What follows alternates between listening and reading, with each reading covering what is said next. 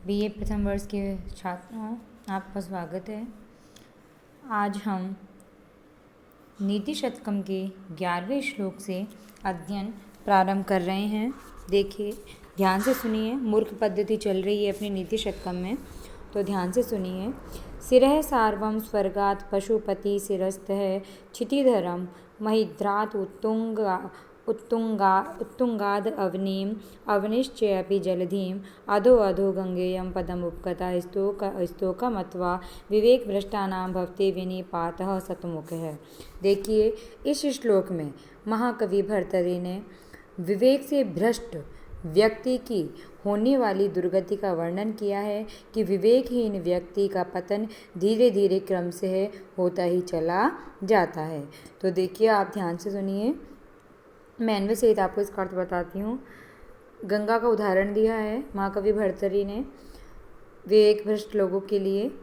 तो महाकवि भर्तृहरि कहते हैं कि इयम गंगा, ये तीसरी लाइन है ना, गंगा इयम, तो ये इसको है इयम गंगा, यह गंगा। फिर फर्स्ट लाइन में आ जाएंगे स्वर्गात, स्वर्ग से, यह गंगा स्वर्ग से, सार्वम सिरः, सार्वम यानी कि शिव के, सिरः सिर पर, सार्वम सिरः शिव के सिर पर,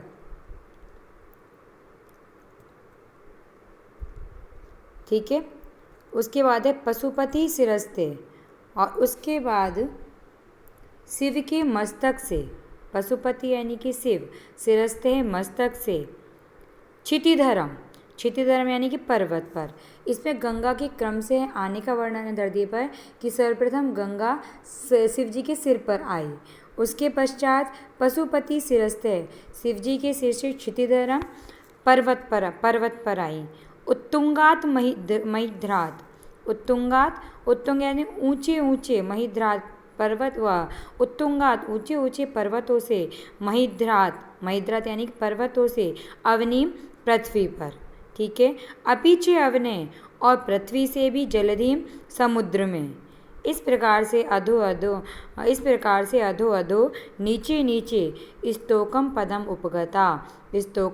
उपगता, यानी कि स्तोकम तुक्ष पदम पद को उपगता प्राप्त हो गई, अथवा विवेक भ्रष्टाना। इसी प्रकार से विवेक भ्रष्ट व्यक्तियों का सतमुख है, सैकड़ों प्रकार से विनिपात है, पतन भवती होता है। देखिए कि यहाँ पर भर्तृहरि कहने का तात्पर्य ये है कि इस जगत में व्यक्ति जब विवेकहीन हो जाता है तो उसका पतन अवश्य ही होता है। तो कवि गंगा का उदाहरण प्रस्तुत करते हुए कहते हैं कि पुण्यश्लीला गंगा भी विवेक भ्रष्ट हो गई तो उसे समुद्र में समाहित होना पड़ा। सर्वप्रथम गंगा स्वर्गलोक में विराजमान थी, लेकिन जब उसका पतन शुरू हुआ तो वह हिमालय में विराजमान भगवान शिव पर गिरी।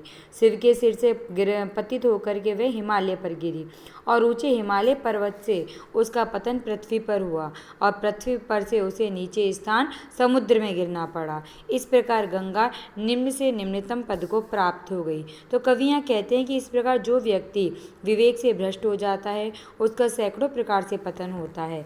विवेक से भ्रष्ट हो जाने पर जब गंगा का भी पतन हो गया तो विवेक भ्रष्ट व्यक्ति का पतन तो निश्चित ही होगा। अतः मनुष्य को कभी भी अपना विवेक भ्रष्ट नहीं होने देना चाहिए। तो एक बार इसका दोबारा सुन लीजिए, आपको समझ में आ जाएगा कि गंगा इयम, कि यह गंगा, स्वर्गात सर्वप्रथम स्वर्ग से, सार्वम सिर है शिव जी के सिर पर, पशुपति शिरस्ते, फिर पशुपति अर्थात शिव के मस्तक से, क्षितिधरम हिमालय पर्वत पर, उत्तुंगात महिद्रात और ऊंचे पर्वत से, अवनीम पृथ्वी पर, अपीछे अवने जलधीम और अपीछे अवने और पृथ्वी से भी जलधीम समुद्र को, इति इस प्रकार से अधो अधो नीचे नीचे यानी नीचे से नीचे स्तोकम पदम तुक्ष पद को उपगता प्राप्त हुई, यानी कि यह गंगा स्वर्ग से शिव जी के सिर पर, शिव जी के सिर से पर्वत पर, ऊंचे पर्वत से पृथ्वी पर और पृथ्वी से समुद्र में, इस प्रकार से नीचे तुक्ष पद को प्राप्त हुई। अथवा इसी प्रकार से विवेक भ्रष्टानाम, विवेक से भ्रष्ट व्यक्तियों का सतमुखे सैकड़ों प्रकार से विनिपात है, पतन भवती होता है। आया समझ में ये श्लोक? नेक्स्ट श्लोक आपकी स्क्रीन पर आ गया है। तो देखिए, सख्यो वारितुम जलेन हुतभुक छत्रेण सूर्यातपो नागेंद्रो निशीतांकुशेन सैमदो दंडेन गोगर्धवो व्याधि भेषज संग्रहिश्च विविधैः मंत्रैः प्रयोगैः विषम सर्वस्य औषधम अस्ति शास्त्र विहितम मूर्खस्य न अस्ति औषधम। देखिए, इस श्लोक में कवि मूर्ख की निंदा करते हुए कहते हैं कि मूर्ख व्यक्ति की कोई भी औषधि नहीं है, उसे कभी भी संतुष्ट नहीं किया जा सकता है। तो देखिए, कवि कहते हैं इस श्लोक में, कहते हैं कि हुतभुक यानी कि अग्नि, हुतभुक यानी कि अग्नि, जलेन तृतीय व्यक्ति एक वचन, जल द्वारा, वार्यतुम शक्यो, वार्यतुम रोकी, शक्य जा सकती है, कि अग्नि भी जल के द्वारा वार्यतुम शक्यो रोकी जा सकती है। सूर्यातपो, और सूर्य की धूप, छत्रेण छाते से रोकी जा सकती है। सैमदो नागेंद्रो, सैमदनी मदमस्त, नागेंद्रो हाथी, कि मदमस्त हाथी, निशितांकुशे, निशित यानी कि तीक्ष्ण, अंकुशेन यानी कि अंकुश से रोका जा सकता है। गोगर्धवो, गो यानी कि गाय, गर्धवो यानी कि गधे को, दंडेन डंडे से रोका जा सकता है। व्याधि भेषज संग्रही, यानी व्याधि यानी कि रोग को, भेषज यानी कि औषधियों के संग्रह यानी कि संग्रह से रोका जा सकता है, यानी कि रोग को औषधियों के संग्रह से खत्म किया जा सकता है या रोका जा सकता है। विषम च विविधै मंत्र प्रयोग ही, विषम च और विष को, विविधई अनेक प्रकार के मंत्र प्रयोग ही, मंत्रों के प्रयोग से वारितुम शक्य रोका जा सकता है। सर्वस्य शास्त्र विहितम औषधि, सर्वस्य यानी कि सबके लिए, शास्त्र विहितम शास्त्र में कही गई, औषधम अस्ति औषधि है, लेकिन मूर्खस्य ना अस्ति औषधम, लेकिन मूर्ख के लिए औषधि नहीं है। देखिए, यहाँ कवि मूर्ख की निंदा प्रस्तुत करते हुए कहते हैं, किसी स्थान पर दुर्भाग्य से यदि अग्नि लग जाए तो उसे जल आदि के द्वारा शांत किया जा सकता है। सूर्य की गर्मी को छाती से रोका जा सकता है। मदमस्त हाथी को रोकना हो तो तीक्ष्ण यानी कि नुकीले अंकुश का प्रयोग किया जा सकता है। गाय, बैल, गधे आदि को डंडे के माध्यम से शांत किया जा सकता है। कोई व्यक्ति यदि रोगग्रस्त है तो उसके रोग को औषधि यानी कि दवाओं का संग्रह कर उनके प्रयोग से उसको रोका जा सकता है। इस प्रकार यदि किसी ने विष का प्रयोग कर लिया हो तो उसके प्रभाव को अनेक प्रकार के मंत्र प्रयोग द्वारा भी रोका जा सकता है। इस प्रकार शास्त्र में प्रत्येक प्रकार की विपत्ति को दूर करने का उपाय है, किंतु मूर्ख व्यक्ति की मूर्खता को दूर करने का कोई भी उपाय शास्त्र में लक्षित नहीं होता है। अतः कवि को मूर्खता को रोकने का, मूर्खता को एक ऐसा असाध्य रोग बताया है कवि ने, जिसको कभी भी खत्म नहीं किया जा सकता। तो यहाँ महाकवि भर्तृहरि ने मूर्खता को असाध्य रोग बताया है। तो कवि कहते हैं सभी कठिनाइयों के लिए उपाय होते हैं, लेकिन मूर्ख के लिए कोई औषधि नहीं है। ठीक है, अब इस श्लोक को एक बार आप दोबारा सुन लीजिए, समझ में आ जाएगा। ये वारितुम शक्य सबके साथ जुड़ जाएगा। हुतभुक यानी कि अग्नि, जलेन जल से वारितुम शक्य रोकी जा सकती है। सूर्यातपो, सूर्य की धूप, छत्रेन छाते से रोकी जा सकती है। सैमदो नागेंद्रो, और मदमस्त हाथी, निशितांकुशेन तीक्ष्ण या नुकीले अंकुश यानी कि अंकुश से रोका जा सकता है। दंडेन गो गर्धवो, गाय और गधे आदि को डंडे से शांत किया जा सकता है। व्याधि भेषज संग्रही, व्याधि यानी कि रोग को, भेषज संग्रहिश्च यानी कि औषधियों के संग्रह से रोका जा सकता है। विविध मंत्र ही प्रयोग ही विषम, विषम यानी कि विष को, विविध ही मंत्र ही प्रयोग, तृतीय व्यक्ति बहुवचन है, तीनों में अनेक प्रकार के मंत्रों के प्रयोगों से रोका जा सकता है। सर्वस्य औषधम अस्ति शास्त्र विहितम, सबके लिए शास्त्रों में कही हुई औषधम अस्ति औषधि है। मूर्खस्य षष्ठी व्यक्ति एक वचन है, लेकिन मूर्खस्य न अस्ति औषधम, मूर्ख की कोई भी औषधि नहीं है। नेक्स्ट अगला श्लोक आपकी स्क्रीन पर है, देखिए बहुत इम्पोर्टेंट श्लोक है और अच्छा श्लोक है। साहित्य संगीत कला विहीने साक्षात पशु पुच्छ विषाणहीने तृणम ने खादन अपि जीवमाने तद भागधेयम परम पशुना। तो देखिए यहाँ कवि भर्तृहरि शून्य नरदेहधारी पशु का वर्णन करते हुए कहते हैं कि जिसमें कोई भी कला नहीं है, उसका वर्णन करते हुए कहते हैं कि साहित्य संगीत कला विहीन है, कि साहित्य संगीत कला विहीन है यानी 64 कलाओं से रहित व्यक्ति पुच्छ विषाणहीन है। पुच्छ यानी कि पूंछ, विषाण यानी कि सींग, हीन यानी कि रहित, पूंछ और सींग से रहित साक्षात पशु ही है। फिर कहते हैं कि तृणम ने खादन, कि तिनके को नहीं खाता हो, क्योंकि मनुष्य तो तिनका नहीं खा सकता।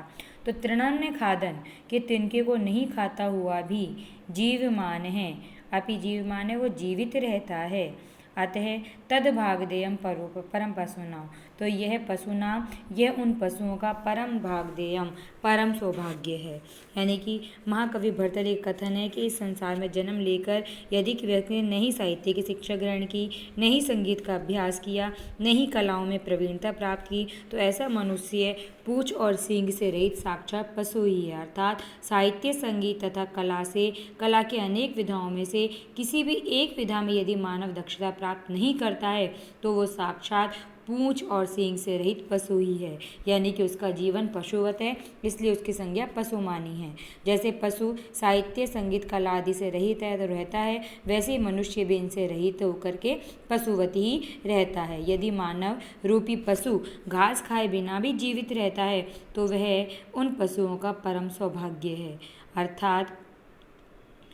अर्थात मनुष्य रूपी पशु का तृणादि न खाना प्राकृत पशुओं का सौभाग्य कहा जा सकता है। यानी कि कवि का कहने का तात्पर्य यह है कि जो साहित्य, संगीत तथा कला से रहित है उनका जीवन निरर्थक है, वे साक्षात पुरुष के समान ही है। तो एक बार दोबारा सुन लीजिए। कवि भर्तृहरि कहते हैं कि साहित्य, संगीत, कला विहीन है, कि साहित्य, संगीत और कला से रहित पुच्छ विषाणहीन है, पूंछ और सींग से रहित मनुष्य साक्षात पशु के समान ही है। तृणम न खादन अपि, वह तिनके को न खाता हुआ भी जीव माने जीवित रहता है।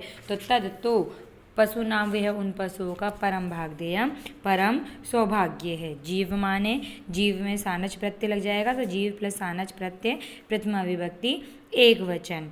साहित्यम यानी हितेन सह सहितम तस्य भावे साहित्य, तो साहित्य के साथ शीय प्रत्यय लगने पर साहित्य बन जाता है। खादन खाद धातु प्लस क्षत्रिय प्रत्यय है। नेक्स्ट श्लोक आपकी स्क्रीन पर है। येषां ने विद्या तपो ने दानम ज्ञानम ने शीलम ने गुणों ने धर्मे ते मर्त्यलोके भुवि भारभूता मनुष्य रूपेण मृगाश्चरन्ति।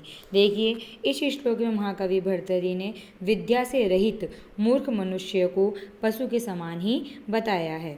तो देखिए, भर्तृहरि कहते हैं कि येषां, जिन मनुष्यों के पास विद्या नहीं है, न तपो तप नहीं है, न दाने न दान है, ज्ञानम ने न ज्ञान है, न शीलम न शील है, न गुणम न गुण है, न धर्मो न धर्म है, ते वे मर्त्यलोके, इस मृत्यु लोक में यानी कि इस पृथ्वी लोक में भुवि भारभूता, पृथ्वी पर भार के समान ही है, और मनुष्य रूपेण, और मनुष्य के रूप में वो मृगाश चरंती, मृगा यानी कि पशु के समान ही चरंती घूमते रहते हैं। तो कवि का कहने का तात्पर्य ये है कि जिन लोगों ने साहित्य आदि विद्या का अध्ययन नहीं किया, व्रत आदि तपश्चर्या नहीं की, किसी व्यक्ति को अन्न आदि कुछ दान नहीं दिया, अपने जीवन में सदसद आदि का ज्ञान भी प्राप्त नहीं किया, सदाचार आदि शील भी जिसका शील का भी जिसने पालन नहीं किया, जिसके पास सत्य आदि गुण नहीं है, जिसके पास शास्त्रोक्त धर्म, कर्तव्य, कर्म आदि का भी मानव यदि पालन नहीं करते हैं तो वे इस मृत्यु लोक में पृथ्वी पर भार स्वरूप हैं, और वे तथा मनुष्य रूप में वो पशु के समान ही इधर उधर भटकते रहते हैं। तो एक बार दोबारा सुन लीजिए इस श्लोक को। भर्तृहरि कहते हैं कि ये शाम, जिन मनुष्य के पास न विद्या, ना तो विद्या है, ना तपो, ना तप करते हैं, ना दानम, ना दान करते हैं, ना ज्ञानम, ना कोई ज्ञान है, ना शीलम, ना सदाचार है, ना गुणों, ना गुण है, ना धर्मो, ना धर्म है, ते वे मनुष्य मर्त्यलोके, इस मृत्यु लोक में भुवि भारभूता, भुवि यानी पृथ्वी पर, भारभूता भार के समान है, मनुष्य रूप में वो मनुष्य के रूप में मृगाश्चरंती, पशु के समान विचरण करते रहते हैं। नेक्स्ट श्लोक आपकी स्क्रीन पर है, देखिए। वरम पर्वत दुर्गेषु भ्रांतं वनचरैः सह न मूर्ख जन संपर्के सुरेंद्र भवनेषु अपि। इस श्लोक में कवि हमें मूर्ख लोगों के साथ न रहने की प्रेरणा देते हुए कहते हैं। कवि कहते हैं कि वनचरैः से, कि वनवासियों के साथ, वनचरैः से, वनचरैः से, वनवासियों के साथ, वनचरैः प्रथम विभक्ति तृतीय विभक्ति बहुवचन, वनवासियों के साथ, पर्वत दुर्गेषु, पर्वत दुर्गेषु यानी कि दुर्गम पर्वतों पर, भ्रांतम विचरण करना या घूमना वरम श्रेष्ठ है। सुरेंद्र भवनेषु अपि, किंतु सुरेंद्र यानी कि इंद्र के भवनेषु अपि भवनों में भी मूर्ख जन संपर्के मूर्ख व्यक्ति का संपर्क ना श्रेष्ठ नहीं होता है। तो कवि कहते हैं कि यदि पर्वत दुर्गम पर्वतों पर वनचरों के साथ में भ्रमण करना पड़े तो वो भी अच्छा है, लेकिन यदि इंद्र के भवन में मूर्ख व्यक्ति मिल जाए तो उनके साथ संपर्क बनाना सही नहीं है या श्रेष्ठ नहीं होता है। तो कवि यहाँ कहते हैं कि जंगली व्यक्तियों के साथ गुफाओं में, पहाड़ की चोटियों पर यदि हमें रहना पड़े तब भी श्रेष्ठ है, क्योंकि अज्ञानी अविकसित व्यक्ति हमें सम्मान देंगे। वे सरल एवं निश्चल स्वभाव के होते थे। कष्टपूर्ण दुर्गम पर्वतों पर रहना भी श्रेष्ठकर है, लेकिन किसी विशेष परिस्थितियों में पूर्णतया ऐश्वर्य युक्त देवराज इंद्र के भव्य महलों में यदि मूर्ख व्यक्तियों के साथ रहना पड़े तो वह श्रेष्ठ नहीं है, क्योंकि मूर्खों के साथ रहने से व्यक्ति की उन्नति नहीं हो सकती है और ऐश्वर्य संपन्न स्थानों पर भी मूर्ख हमें सुख नहीं भोगने देंगे। तो इस अतः व्यक्ति को कभी भी मूर्खों का संपर्क नहीं करना चाहिए। तो दोबारा सुन लीजिए एक बार। कहते हैं यहाँ भर्तरी कि वनचरैः से, कि वनचरों के साथ में या वनवासियों के साथ में, पर्वत दुर्गेषु दुर्गम पर्वतों में भ्रांतम घूमना वरम श्रेष्ठ है। सुरेंद्र भवनेषु अपि, किंतु इंद्र के भवनों में मूर्ख जन संपर्क के मूर्ख व्यक्तियों के साथ संगति करना ना श्रेष्ठ नहीं है। तो आज के लिए इतना ही, बाकी कल ये अपनी मूर्ख पद्धति तो यहाँ ख़त्म हो गई है। नीति शतकम की 10 पद्धतियाँ हैं इसमें, तो प्रथम मूर्ख पद्धति खत्म हो गई है। अब हम कल विद्वत पद्धति से अध्ययन प्रारंभ करेंगे। आज के लिए इतना ही, बहुत बहुत धन्यवाद।